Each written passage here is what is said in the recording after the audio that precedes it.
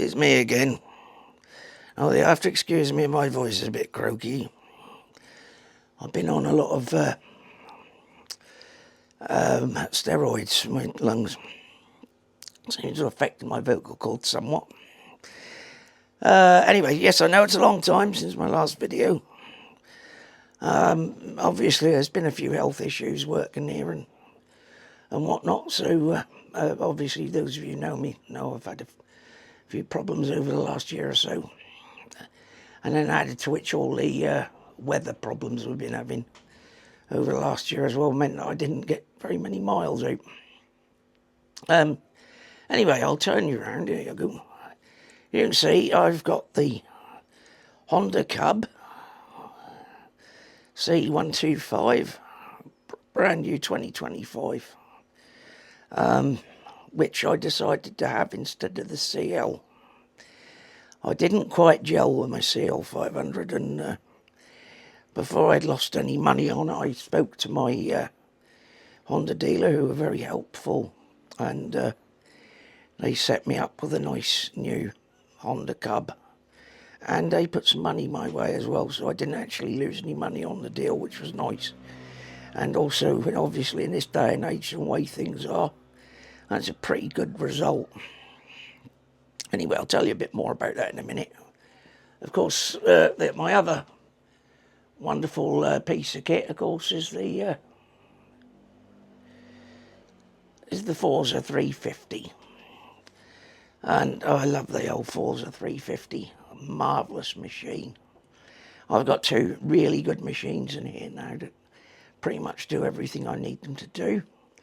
And I've still got enough room to put a third project bike in, which I haven't decided what it is, but it'll be in autumn probably, and it'll probably be, I'm going to say probably, but not necessarily so, might possibly have a Royal Enfield based project, but that's not set in stone at the moment.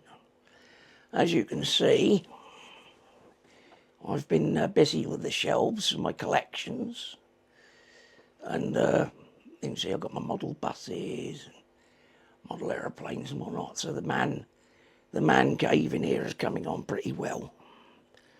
So anyway, what else has been going on? Well, I'm just trying to sort the stand out on this thing. It's always a bloody nuisance. Right, let's see if I can stick this up here. I might, yeah, let me just tilt that. That's better. Now you can see me properly. Anyway, I'm now shooting most of my videos in 2.7. I don't see much point of doing them in 4K because the camera keeps overheating when I do that. As it is, I don't know how long the camera's going to work on 2.7 because I haven't got any slipstream keeping it cool in here, so. Anyway, yeah. First of all, I've been getting out on the Forza with my mate Ray and Billy the Spanier and his brother Darren. 4 of us got out for a nice ride to Walcott the other week, which was nice. And anyway, there was me on my Forza. Ray was on his Bandit 600. Billy was on a Z1000. And Daz was on the Goldwing. One of the older Goldwings, but still big old thing. So you can imagine the fun we had going around the B roads and whatnot. No problem at all on the Forza. It was absolutely marvellous.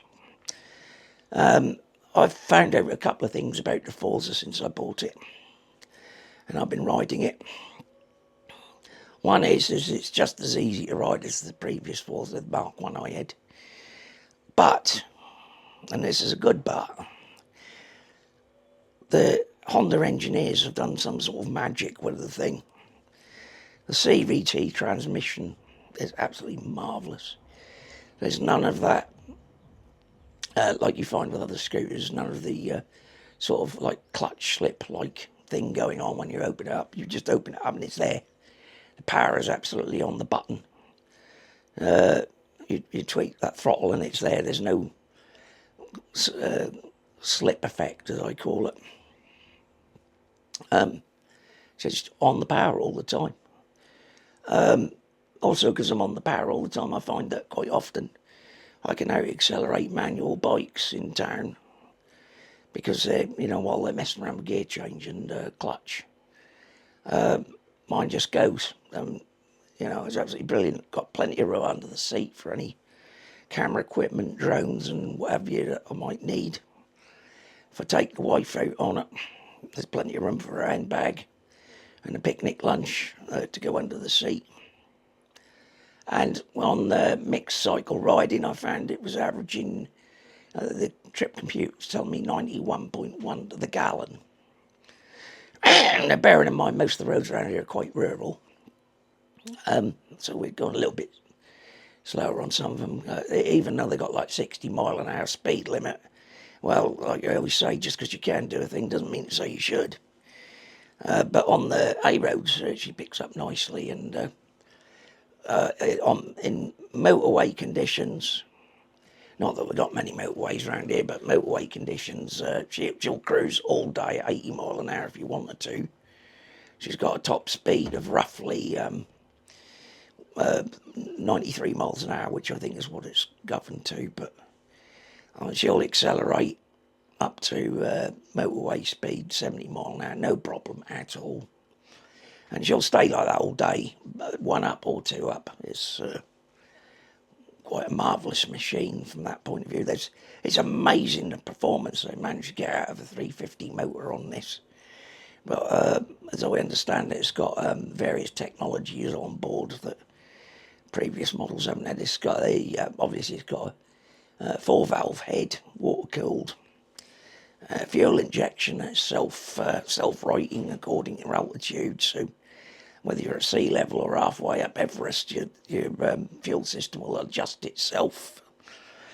Weirdly enough, they put the same technology on the Cub. Anyway, for a daily driver, you can't fault it. And as a comfortable machine, and it is comfortable, it's like riding an armchair, You sat fairly upright. You can put your feet up on the footboards if you want and get that easy rider feeling, which I do occasionally on longer runs, but most of the time I just put my feet on the normal footboard and I'm quite happy. I also don't have to bother with too much in the way of heavy boots if I don't want to. I can just put my brogues on and I'm quite happy on that because I ain't got to worry about gear shifts or anything like that now. And you know what? I mean, it makes me laugh. People, they go on when you say, "Oh, well, it's all automatic," and the people fall into two camps. They've either tried like DCT or CVT in this case, and absolutely love it and are completely converted to it, which I am.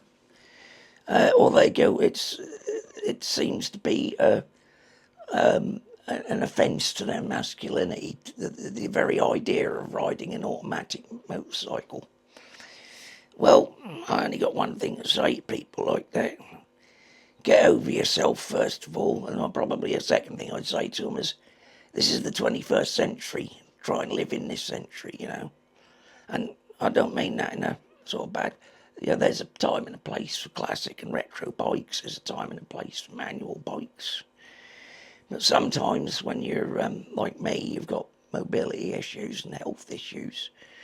Sometimes it makes sense to use the technology available, which of course is what I do. So anyway, this turned out to be a very, very good buy for me. I knew what I was sort of getting into with it because I'd had the Mark I Forza for about 8 years and 18,000 miles. And I used to use it for absolutely everything. It was Dad's taxi for my daughter to take her to work, and it was Uncle's taxi for my nephew to go to college and stuff like that back then. So I did a lot of that, and of course it was the daily shopper as well, because I used to go do shopping and stick under the seat every day. That was when my wife was still working at Asda and whatnot. And I used to pop by there, say, what do we need? Or I'd know what we needed if I was doing the kitchen. I'd just stick everything in there. You wouldn't believe what I'd carried on the previous Forza. I used to jokingly call it the HGV. But anyway, I sort of knew what I was getting into. What I didn't realise is just how much better the new model is over the original 300. I decided when we were coming away from Walcott, Billy and his brother decided to go one way because they were going off to Thurn and on to Reedham, whereas me and Ray were going to be heading back to here, so in Bradwell. So we decided to take the main road coming out of Stalham. So we decided to take the main road. Anyway, I said to Ray, I said, we'll go ahead and then we'll just open them up a little bit. Well, I was in the 60 zone. I thought I'll open it up, get it up to 60 mile an hour, and because I've got the lovely electric, I really am a convert to this electric windshield because it's brilliant. Regardless of what the weather conditions are, I can set it at just the right height to stop buffeting and stuff like that, and then I fully extend it up when I'm on dual carriageway or whatever, above 50. Anyway, in the 60 mile an hour, I thought I'd give it some beans because this is only just running, and I opened it up and looked down. I thought I was doing about 40. I looked down and expected to see I was about 50 or 60 mile an hour, and I looked down and the damn thing's gone through 80 mile an hour and oil on its way to 90. And I thought, whoa, I better ease off there, which I did. But the thing accelerates much faster and stronger than the previous one. And it'll catch you out if you've been used to the... and especially if you've been riding Royal Enfields like I have, it'll catch you out. They are like completely different machines. Even though they share the same engine size, there's nothing alike in that respect. As far as handling is concerned on the Forza, she runs on 15-inch front, 14 rear, I think it is. It's tubeless, twin shock rear, which I like. I've always preferred twin shock to mono, that's just me. And it's got just the right amount of toys on it. It hasn't got too many electronics on, but what's on there does work. Well, I'll come back to that in a minute, but the handling on this is really good. Nice neutral handling. Doesn't oversteer, doesn't understeer, it just works just right. And contrary to what a lot of the people say, some people say, oh, it's a bit harsh on the back end, on the Forza. Well, it ain't. I've not had any problem with it anyway, and that's still on the halfway mark of the preload. I might back it off a little bit to make it a little softer on the ride, but to be perfectly honest, managed all the potholes and back roads and things that I ride on quite okay, so, I wasn't in any discomfort at all, so from that point of view, it's been a real success. The other things I like about it, I'm looking at you, Royal Enfield, but fuel gauges. Honda have actually managed to make a fuel gauge on the Forza that actually blooming well works, which is a nice change. I tested it when I first got it. I ran it down to its reserve and then deliberately rode it into the reserve until the reserve stopped flashing. And even then I still had a litre left in the tank. And from that I worked out that the fuel gauge is actually really accurate, which is nice to have. Also on there it's got a range computer. So you flick through the information thing and it'll actually tell you, based on what's in the tank, it'll tell you exactly more or less how many miles you've got left before you need to look for a petrol station. So there's no fuel anxiety with the Forza at all. But then I think it's about 13 litre tank, so you're not going to run out of fuel anytime soon. You're going to get a couple 100 mile, I reckon, out of a tank full, probably a bit more, I don't know. I tend not to go on really long rides these days, but you know, I ain't got to worry about it. I can go out 2 or 3 times on my rides and not worry about petrol. It's just there.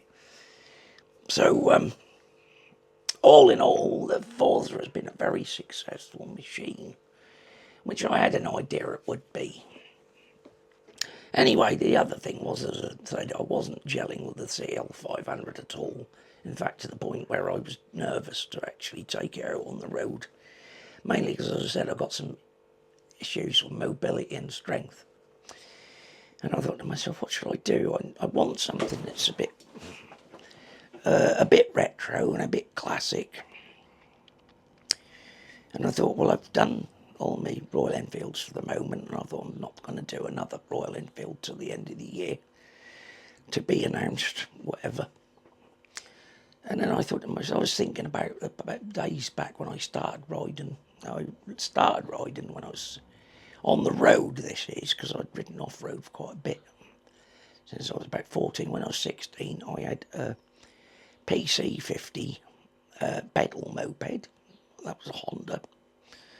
And I think it was a 97, I think that was a 73 model. Anyway, I used that from, you know, between the age of 16 and 17, I used that.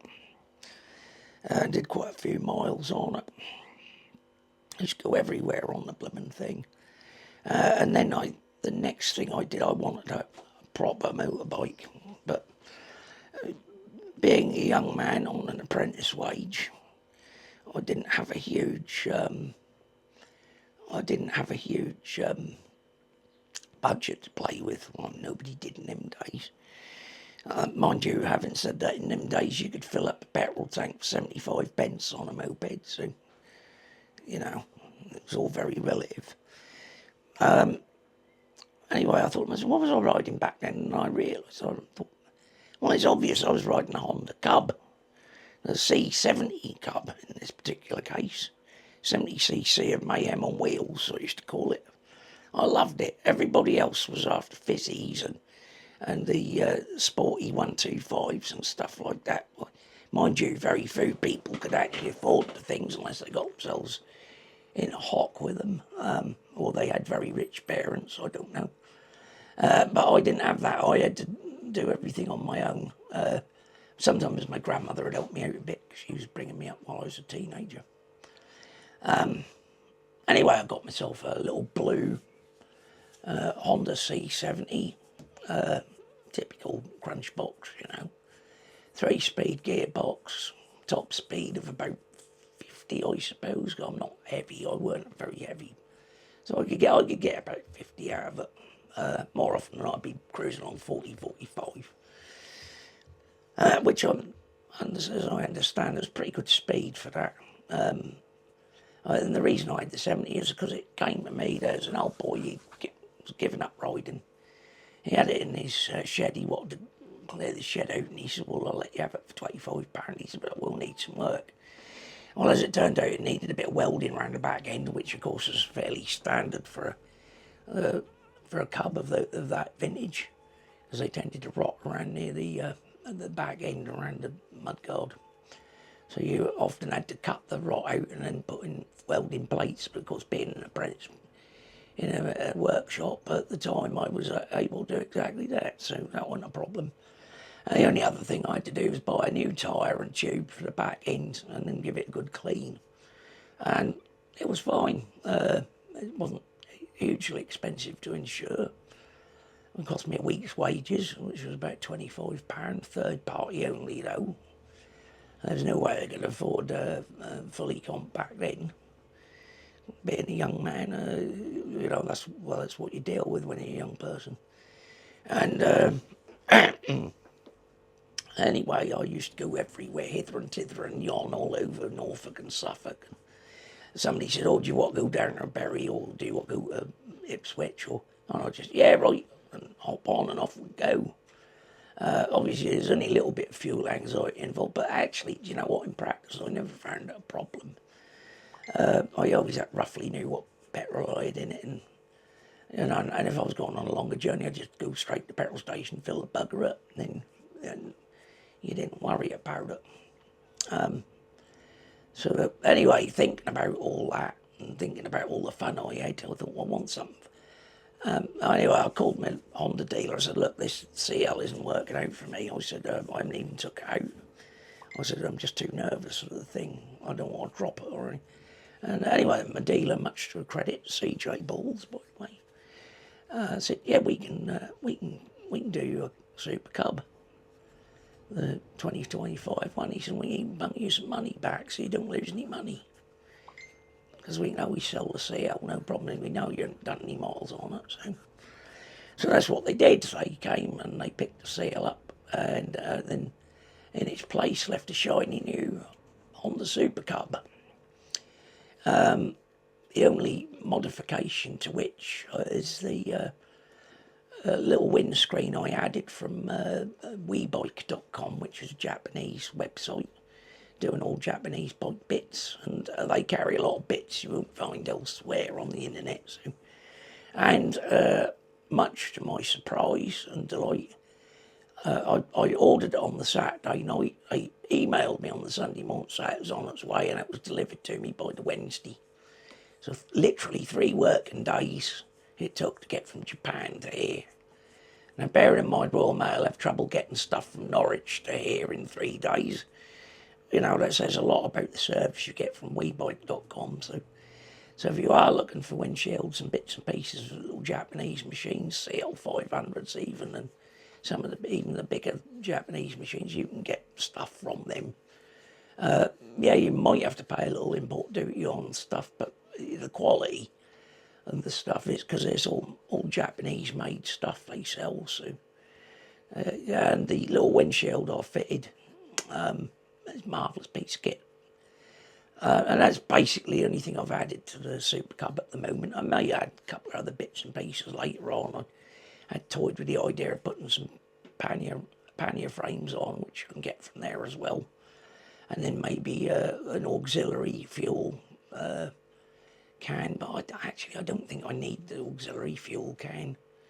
Because at the end of the day, as I say, the modern fuel gauge, which is on there as well, again, is reasonably accurate. Again, I'm staring at Royal Enfield here with their Meteor fuel gauge. Yeah, right. Anyway, the fuel gauge is quite good on the Supercub too. And as you probably saw, mine is in a beautiful graphite grey. The finish on it's lovely. It's the same as on the. It's got that satin finish to it. And it's hard to look after as people think it is. It's, just a bit of sensible use of.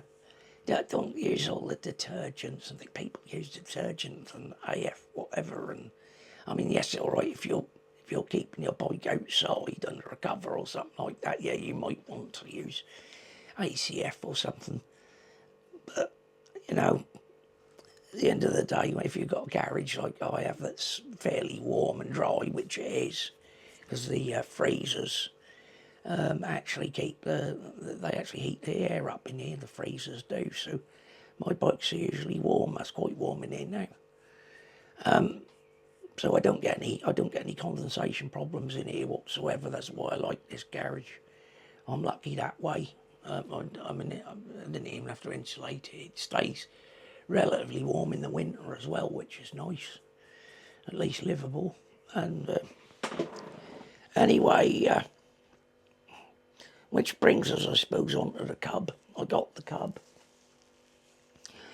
and the first time I took it out, it was, well, it's engineered completely different to the original Cub. It's got an underbone frame, the same as the Forza is. It's got proper telescopic forks now, but they're shrouded and made to look like the old ones. Same shock absorber type that they used to have, jam pot, shock absorbers, which work. Now you got to remember the Supercub is a no-frills motorcycle. It's supposed to be easy to use so that anybody can ride it. Where it does score above the old models, of course, it's got an extra gear, it's got an overdrive, so it's a 4-speed box, which works very well. It's got the rotary gear shift, that means if you're going up through the gears, if you're coming up to, say, a junction on an A road, it's got lights, you can just roll for a stop. And then when you've stopped, you can then click it down once more into a neutral. And then once again for first, so you don't have to click back through the gears. You can just come rolling for a stop and do it that way. That way you don't get the change down lurch that people complain of. The thing is, yes, you do have to change down occasionally from, say, third to second or whatever for bends. And you just got to blip the throttle and just match your revs. You get used to it after a while, so it's... And for me, it wasn't a problem at all. It was, as soon as I got on it, within 5 minutes, muscle memory had kicked in from when I last rode one. And it wasn't a problem at all, and I just had a wonderful ride. Went up to Acle, which is about a 12-mile ride from where I am, and yeah, I just enjoyed it thoroughly. And that brought, I did, the years dropped away. I felt like I was 17 again, just cruising along. I was bimbling along at 50 mile an hour. I mean, this thing isn't even running yet. I've got about 95 mile on it at the moment. I've got to put some more miles on it soon. But it's a different experience to the Forza, obviously, but it's a complementary experience, if you know what I mean. I am, my biggest dilemma is which bike am I taking out today, because I've got, I want to take my Forza, and then, I want to take my Supercub out. The only problem is I've got 2 bikes and only one arse. So sometimes I say, Ray, I'll say, here's the key fobs. Go get one of the bikes out of the garage for me, but don't tell me which one it is. And he'll, you know, so he said, the Ray will come out to the garage, open the garage up for me and get one of the bikes out, and then when I come to the driveway, it's whatever he's put there. So that's how we get round that sometimes. As I say, for local runs, I mean, the thing is, with the Supercub, you don't have to do just local. That chap, Martin Reeve, with Supercub Adventures, he just did a 600-mile round trip to North Yorkshire from Sheppey in Kent, so it can be done quite easily. And he said they didn't use any oil at all on that trip, and the oil still looked good. And he's running, and he gives it, he'll give it full throttle and whatnot. He's proven that you can get 70 mile an hour out of them. I don't expect it likes 70 mile an hour because it's only a little machine, but I would imagine your 55 cruising is quite easy and comfortable. And if you're in a 60 zone, you can take it up to 60, and not have much problem. So obviously the things are different with the new Cub. Well, you've got better suspension, 21st century suspension, which is good. You've got ABS disc brake on the front, and I'm glad to say they've left a drum on the rear.